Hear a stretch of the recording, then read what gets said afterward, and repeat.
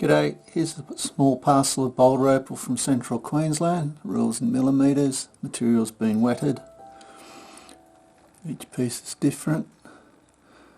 This piece, a lot of this brown, come off and show a bit more opal. That piece I think. This piece is fairly thin matrix.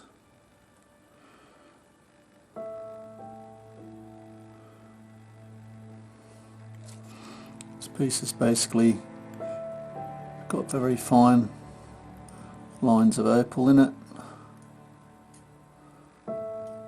Just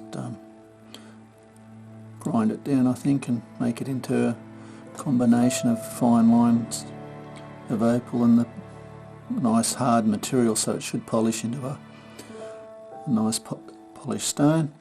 This piece, little eye of colour on the top there.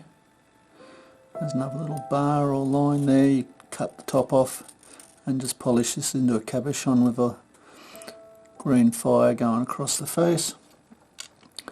This piece, a bit of crystal.